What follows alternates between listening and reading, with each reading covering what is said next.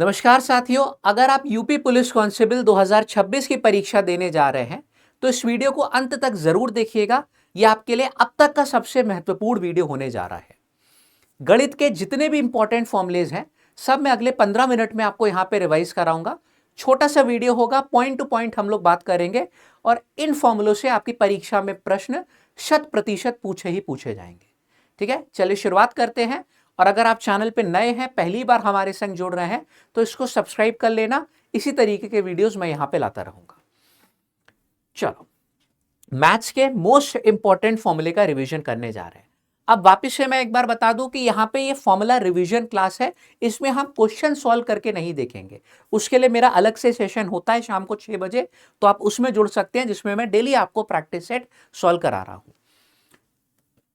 ठीक है, तो जो पहला और सबसे महत्वपूर्ण आप लोगों का फॉर्मूला होने जा रहा है वो है सक्सेसिव परसेंटेज, जिसको हम हिंदी में कहते हैं क्रमिक प्रतिशत। अगर आपको 2% में वृद्धि या कमी देकर नेट चेंज पूछ ले, यानी कि शुद्ध परिवर्तन अगर आपसे पूछ ले, तो कैसे निकालोगे? आपका फॉर्मूला हो जाएगा यहां पर a plus B plus A B बटे 100। और ध्यान रखिएगा, इस फॉर्मूले में जो भी हम मान रखते हैं वो हमेशा साइन के साथ रखते हैं। जैसे कि अगर आपसे बोलता है कि कोई मूल्य है, उसमें पहले 10% की वृद्धि हो रही है, या फिर पहले उसमें मान लो 20% की वृद्धि हो रही है और बाद में 10% की कमी, तो शुद्ध जो परिवर्तन आएगा वो कितने का आएगा? हम लोग इस फॉर्मूले की मदद से निकालते हैं, है ना। ए की जगह प्लस का आप 20 रखोगे, बी की जगह आप माइनस का 10 रखोगे, फिर दोनों का जब गुणा करेंगे तो ए बी बटे 100 कुछ इस तरीके से आपका आएगा। क्रमिक प्रतिशत के खूब सारे आपके जो है प्रश्न बनते हैं। मैं सवाल एक बार आपको दिखाऊंगा कौन कौन से होते हैं, है ना। डायरेक्ट हमारे प्रश्न, जैसे कि मैंने बताया, संख्या में 10% की वृद्धि फिर 20% की कमी करी जाती है। शुद्ध वृद्धि या कमी आपको ज्ञात करना है, तो हम इस्तेमाल करते हैं क्रमिक वाले फॉर्मूले का। जो मूल्य और खपत वाले प्रश्न होते हैं उसमें भी इसका इस्तेमाल होता है। ठीक है, यहां पर भी जो है मूल्य की बात हो रही है। 15% की पहले वृद्धि, बाद में 20% की कमी। परिवर्तन के लिए आप कौन सा फॉर्मूला यूज करोगे बताया मैंने। जो जनसंख्या वाले सवाल होते हैं इसमें भी आपका जो है इसी कंसेप्ट का इस्तेमाल होता है ना। जनसंख्या 5% से पहले बढ़ रही थी, फिर जो है 10% से कम हो रही है। 5 की वृद्धि, 10 की कमी। कैसे निकालोगे आप जो है अपनी जो बाद वाली जनसंख्या है? क्रमिक वाले फॉर्मूले से। ठीक है, इसी तरीके से कोई वस्तु है, उसकी मूल्य चाहे कम हो रही हो चाहे बढ़ रही हो, सब जगह क्रमिक का इस्तेमाल होता है, प्रतिशत का। दूसरा फिर हम लोग यहां पर देखने जा रहे हैं सक्सेसिव डिस्काउंट, यानी कि क्रमिक छूट प्रतिशत। ये वाला जो फॉर्मूला है पिछले ही फॉर्मूले से आया है, लेकिन उसका थोड़ा मॉडिफाइड वर्जन हम आपको दिखा रहे हैं। अगर आपको 2 क्रमिक छूट दी गई है और उनकी एकल छूट बतानी है, या फिर नेट डिस्काउंट जिसको हम बोलते हैं, तो फॉर्मूला हो जाएगा x plus y minus x y बटे 100। मान लो आपको बताना है 20% और 10% की 2 क्रमिक छूट है, इनकी एकल छूट पता लगानी है, तो आप इसमें रख दोगे x plus y minus x गुणे वाई और बटे का 100। ठीक है, आपका उत्तर आ जाएगा। केवल आपको यहां पे जो अंकीय मान होता है, न्यूमेरिकल वैल्यू, वो उठा के रखनी है। ठीक है, फॉर्मूले आप फॉर्मूला आपको याद जो है याद हो गया, x plus y minus x y बटे 100, है ना। प्रश्न किस तरीके से बनते हैं एक बार ये देख लेते हैं। सीधे सीधे आपसे पूछ लिया जाएगा, 2 भी दे सकता है, 3 भी दे सकता है, 4 भी दे सकता है ना, क्रमिक छूट सब जगह यही वाला फॉर्मूला लगेगा। 12, 20 और 25 की क्रमिक छूट की एकल छूट बतानी है, किसके बराबर हो जाएगी? पहले आप इन दो को पकड़ के फॉर्मूला लगा देना। जैसे मान लो यहाँ पे हल करने पे 40% इनकी एकल छूट आ गई, फिर इन दोनों को पकड़ के लगा देना, आपका जो भी है वो उत्तर आ जाएगा। ठीक है, यहां पे भी वही सेम है ना। 15, 20 और 25 की 3 क्रमिक छूट है, इनकी एकल छूट बतानी है, या फिर शुद्ध छूट कितने प्रतिशत की है, ये आपको जो है ज्ञात करना होगा। तीसरा एक और जो सबसे महत्वपूर्ण आपके लिए फॉर्मूला है ना, जिसमें मैं बताऊं कि 2024 की जो परीक्षा हुई थी, है ना, लगभग हर शिफ्ट में एक प्रश्न पूछा गया था आपके इस कंसेप्ट से। सीपी और एमपी में क्या रिलेशन होता है, यानी कि क्रय मूल्य और अंकित मूल्य का रिलेशन यहां पे आपको मालूम होना चाहिए। ये आपका रिलेशन हो जाता है। और ये सारे फॉर्मुलेज हम आपको आज क्लास में ही जो है रिवाइज भी करवाएंगे और याद भी करवा के भेजेंगे, है ना, क्योंकि आपका भरोसा नहीं, आप एग्जाम से पहले शायद खुद से करो या ना करो रिवीजन, इस वीडियो को जरूर देख लेना। क्रय मूल्य और अंकित मूल्य का अनुपात क्या हो जाता है? 100 माइनस डिस्काउंट परसेंट बटे में 100 प्लस प्रॉफिट परसेंट। एक बार साथ में बोलो, याद हो जाएगा। सीपीएमपी का रेशियो हो जाता है 100 माइनस डिस्काउंट परसेंट बटे में 100 प्लस प्रॉफिट परसेंट। किस तरीके की भाषा आती है प्रश्नों में, आप देख सकते हो। देखो, आपको या तो क्रय मूल्य देके अंकित मूल्य पूछ लेगा या अंकित मूल्य देके क्रय मूल्य पूछ लेगा, सिंपल है, ठीक है। अनिल जो है अपने ग्राहक को एक टी शर्ट पर 15% की छूट देता है और फिर भी 25% का लाभ कमा ले रहा है। अंकित मूल्य आपको दिया है, वास्तविक जो मूल्य है क्रय मूल्य यानी कि आपसे वो पूछ रहा है, ठीक है, हो जाएगा आपका। यहां पे भी देखो, डीलर अपने ग्राहकों को 35% की छूट देता है और 30% का जो है लाभ कमा ले रहा है। क्रय मूल्य देके आपसे अंकित मूल्य पूछ ले रहा है। इस बार कोई भी एक चीज देके आपसे दूसरी चीज पूछ लेगा, सिंपल है। सीपीएमपी का रिलेशन जरूर से जो है पढ़ के जाना, एग्जाम में क्वेश्चन आएगा। याद है तो मुश्किल से 10 सेकंड में हो जाएगा सवाल आपका, ठीक है। अगला हम लोग जो यहां पे देखने जा रहे हैं अपना चौथा फॉर्मूला। पहला हम लोगों ने देखा, रिवीजन कर लेते हैं अभी तक का, क्रमिक प्रतिशत का A plus B plus A B बटे 100। दूसरा देखा क्रमिक डिस्काउंट का A plus B minus A B बटे 100। तीसरा हम लोगों ने देखा अभी यहाँ पे तीसरा हम लोगों ने जो ये वाला अपना देखा सीपी और एमपी का रिलेशन, हाँ ठीक है। तो 100 माइनस डिस्काउंट परसेंट बटे में 100 प्लस प्रॉफिट परसेंट, सीपीएमपी का रिलेशन हो गया आपका। अगला देखते हैं प्रॉफिट का ही एक ये फॉर्मूला है और इससे डायरेक्ट कई बार एग्जाम में आपके जो है सवाल बने हैं। 2024 में भी इससे जो है आपसे प्रश्न पूछा गया था।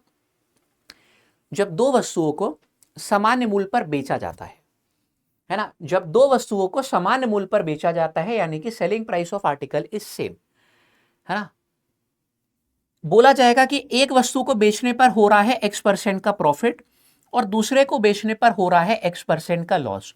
तो कुल लाभ या हानि प्रतिशत ज्ञात करो। कुल हमेशा हानि ही होएगी और कितने की हानि होएगी, इस फॉर्मूले से आप देख सकते हो x² बटे 100 इतने प्रतिशत की हानि होएगी, ठीक है। इसीलिए मैं सिर्फ फॉर्मूले नहीं दे रहा, आपको प्रश्न की भाषा भी दिखा दे रहा हूं कि एग्जाम में आएगा तो आप पहचान लोगे। देखो, अमन जो है 2 लाख रुपए में दो वस्तुएं बेचता है ना, 2 लाख रुपए में ये दो वस्तुएं बेचता है, दो आर्टिकल्स, ठीक है। आप अंग्रेजी से पढ़ लो, यहां पे रुको, हम समझा दे रहे हैं आपको अंग्रेजी से, भाषा देखना आप, है ना।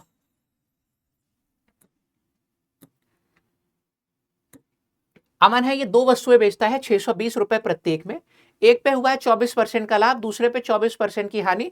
कुल हमेशा हानि ही होएगी, कितने की, 24 का वर्ग और उसको 100 से भाग दे देना, आपका ये वाला जो है उत्तर आ जाएगा। मुंह जवानी आप लोग कर लेंगे भाई अब तो, है ना। चलो, यहां पे ऋतु ने दो टीवी सेट 4800 रुपए प्रत्येक पर बेचे हैं, एक पर 20% लाभ, दूसरे पर 20% की हानि। कुल हमेशा हानि ही होएगी, कितने की, 20 का वर्ग करना और 100 से भाग दे देना, यानी कि 4% की हानि ही होएगी हमेशा, ठीक है। अब समझ में आया फॉर्मूला। दो वस्तुओं को सेम मूल्य पर बेचा जाता है, उनका विक्रय मूल्य जो है बराबर होता है, तो x² अपॉन 100% से आप निकाल सकते हो। चौथा हो गया आपका, ठीक है। आपसे रुपए में भी पूछा जा सकता है ना, तो भी आप इसी फॉर्मूले की मदद से जो है जाओगे। आगे बढ़ते हैं हम लोग यहां पे अपने पांचवें फॉर्मूले। पांचवा जो फॉर्मूला है भाई, ये हम लोग देखने जा रहे हैं एपी का, जिसको हम अंग्रेजी में बोलते हैं अरिथमेटिक प्रोग्रेशन और हिंदी में इसको बोला जाता है समांतर श्रेणी। एक ऐसी सीरीज जिसमें हर दो टर्म के बीच का अंतर समान होता है, वो हमारी समांतर श्रेणी होती है। जैसे कि एक एग्जाम्पल ये है 2, 5, 8, 11, 14, ऐसे करते करते ये 3-3 का अंतर है, समान है, तो आपकी समांतर श्रेणी हो गई। इसमें जो फॉर्मूले है वो यहां पर देखिएगा, इससे भी 2024 में प्रश्न आया था, जरूर देख के जाना एग्जाम में।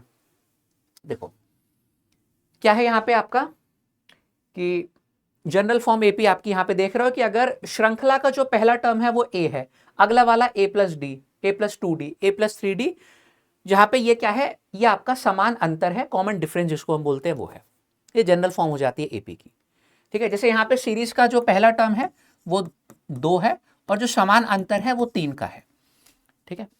अब अगर आपसे जो है nth वाला टर्म पूछ लिया जाए तो nth वाला टर्म हम कैसे पता करेंगे, a plus n minus one into t. जैसे मान लो कि अगर इस श्रृंखला का मुझसे जो है 10वां मुझसे टर्म पूछ लिया जाए या फिर 11वां मुझसे जो है टर्म पूछ लिया जाए, तो हम कैसे पता करेंगे, a plus n minus one और गुणे टी। ठीक है, ए क्या हो जाता है, श्रृंखला का जो है पहला टर्म हो जाएगा, और ये आपके लिए लिखा भी हुआ है, ए जो है पहले पद को दिखाता है, ये आपका जो है सामान्य अंतर हो जाता है, और एन क्या है, जो कुल टर्म्स है उसको यहाँ पे दर्शाता है। ठीक है, तो इस तरीके से अगर 11वां टर्म पूछ ले आप निकाल सकते हो, है ना, 21वां पूछ ले, 35वां पूछ ले, कोई सा भी पूछ ले आप निकाल सकते हो। ठीक है, अगर आपको पता लगाना है इन्हीं एन टर्म्स का योग, तो उन एन टर्म्स के योग का फॉर्मूला आपका क्या हो जाएगा, n/2 first term plus last term. A क्या है, सीरीज का जो पहला टर्म है, और एल क्या है, सीरीज का जो है वो आखिरी टर्म है ना। ये फॉर्मूले अगर आपको याद है, कोई भी क्वेश्चन है आप उसको कर सकते हो। अच्छा, एपी का एक और फॉर्मूला होता है, अगर आपको कोई एपी दी गई हो और उसमें कुल कितने टर्म है ये पता लगाने हैं, है ना, तो वो भी आप पता लगा सकते हो इससे। नंबर ऑफ टर्म्स कैसे पता लगाओगे, जो सीरीज का आखिरी वाला टर्म है माइनस पहला वाला टर्म अपॉन में जो हर टर्म के बीच का डिफरेंस है वो, और फिर यहाँ पे हम प्लस का 1 कर देंगे। ठीक है, इस तरीके से अगर आपको कुल कितने पद हैं श्रेणी में ये पता करना है तो वो भी आप निकाल पाओगे। ठीक है, इसको देख लेना, चाहो तो स्क्रीनशॉट ले लो, हम साइड हो जा रहे हैं, रिवीजन करके जाना, एग्जाम में डायरेक्ट क्वेश्चन आपका इससे जो है आएगा। जनरल फॉर्म ये हो गई, अगर तुम्हें nth टर्म पता करना है, जैसे कि 11वां, 25वां, 50वां, कोई सा भी टर्म पता करना है तो ये फॉर्मूला हो जाएगा। अगर उन्हीं एन टर्म्स का योग तुम्हें पता करना है तो n/2 first term plus last term ये हो जाएगा, और अगर कुल कितने टर्म्स है ये पता करने हैं तो आपका ये फॉर्मूला हो जाएगा, last term minus first term upon में 2 टर्म के बीच का डिफरेंस और प्लस का 1। ठीक है, ये आपके कुछ क्वेश्चन होगा, एक बार देख लेना। ठीक है, हम साइड हो जा रहे हैं, ये कुछ एपी के प्रश्न है, मैंने एग्जाम्पल दिखा दिए हैं, ये आपके जो है परीक्षा में पूछे जाएंगे। ठीक है, ये सब आपके जो है एपी के एग्जाम्पल है, इनको लगा के भी जाना, आप पॉज कर लो चाहो तो। अगले जो हमारे यहाँ पे सेट ऑफ फॉर्मुलेज है ना, छठा हमारा फॉर्मूला जो है यहाँ पे वो है समय और कार्य चैप्टर का कार्य क्षमता वाले जो हमारे प्रश्न होते हैं वो। ठीक है, एक तो रिलेशन जो आपको याद रखना है वो ये है, ये रेट गुणा डेज बराबर हो जाता है वर्क के। अब अगर दो केस में समान कार्य हो रहा हो, दो केस में अगर समान कार्य हो रहा होता है तो हमारा R1D1 बराबर R2D2 हो जाता है। ठीक है, R रेट है, D आपका क्या है, नंबर ऑफ डेज है। ठीक है, अगर समान कार्य होता है तो R1D1 बराबर R2D2 हो जाता है। अब अगर एक काम को अलग अलग हिस्सों में किया जाता है ना, तो आपका जो है ये वाला रिलेशन आ जाएगा, R1D1H1 बटे W1 बराबर R2D2H2 बटे W2 बटे में W2। ठीक है, जहां पे ये आपका रेट है, ये दिन है, और ये आवर्स यानी कि घंटे है, W क्या है, वर्क। काम को अलग अलग हिस्सों में किया गया, मान लो कि 60% पहले किया गया, 40% कोई और टीम कर रही है। ठीक है, तो R1D1H1 बटे W1 बराबर R2D2H2 बटे W2, ये आपको ध्यान रखना है। प्रश्न आपके कुछ इस तरीके के होंगे, ये डायरेक्ट सवाल है आपके, है ना, जो आपके पूछे जाएंगे परीक्षा में, और जरूर पूछे जाएंगे, इसको भी आपको देख के जाना है। ठीक है, ये सब जो हमारे सवाल होते हैं, दीवार पेंट करने वाले क्वेश्चन है ना, टेबल बन रही है यहाँ पे, है ना, ये सारे सवाल आपके जो है इन्हीं कंसेप्ट से होंगे। अगला जो आपका 7वां हमारा फॉर्मूला हो जाएगा वो है औसत चाल का एवरेज स्पीड। ये फॉर्मूला है जब समान दूरी तय होती है उस केस का, सेम डिस्टेंस यानी कि समान दूरी। ठीक है, जैसे मान लो एक व्यक्ति है, वो इस पॉइंट से इस पॉइंट तक जो है गया है, पॉइंट ए से पॉइंट बी तक, या फिर कुछ भी नाम दे दो, पॉइंट पी से पॉइंट क्यू तक गया है। मान लो वो ए की चाल से गया है और वापसी उसने करी है बी की चाल से, तो उसने समान दूरी तय करी है ना दोनों हिस्सों में। इसकी अगर औसत चाल निकालनी है तो ये डायरेक्ट फॉर्मूला हो जाएगा 2ab बटे में a प्लस बी। इसको जरूर से जो है याद करके जाइएगा, औसत चाल का आपका फॉर्मूला हो जाएगा 2ab बटे में a प्लस बी। ठीक है, प्रश्न की भाषा ये आती है, देखो एक मोटर कार है, किसी स्थान पर जाती है 20 की चाल से, वापसी करती है 30 की चाल से, औसत चाल बतानी है तो डायरेक्टली 2ab बटे में a प्लस बी लगा देना, ये a हो गया, ये आपका b हो गया। ठीक है, एक और प्रश्न उसी तरीके से है भाषा में, ये आपसे जो है पूछा जाता है। ठीक है, चलो अगला हम लोग देखने जा रहे हैं यहां पर 8वां हमारा जो है फॉर्मूला यहां पर हो जाएगा simple interest and compound interest में। जब आपसे अंतर पूछ लेता है साधारण ब्याज और चक्रवृद्धि ब्याज का, अगर आपसे अंतर पूछ लेता है, 2 वर्ष का पूछेगा तो ये फॉर्मूला हो जाएगा, 3 वर्ष का पूछेगा तो नीचे वाला आपका फॉर्मूला हो जाएगा। डायरेक्ट फॉर्मूला याद है, बहुत आसानी होगी आपकी परीक्षा में। ठीक है, अगर आपसे जो है साधारण ब्याज और चक्रवृद्धि ब्याज का अंतर पूछ लेता है 2 वर्षों का, तो अंतर क्या हो जाता है, पी आर बटे 100 इसका पूर्ण वर्ग।